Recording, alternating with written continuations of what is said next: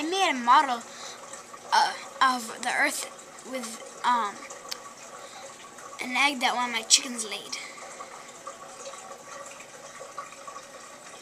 What layer of the Earth am I touching right now? The layer we live in is the coolest layer.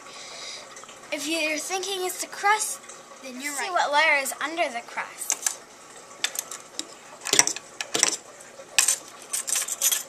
Guess what layer we are now? It's just under the crust. In this case, it's solid, but really it's liquid lava. If you're thinking it's the mantle, you're right. Let's go deeper.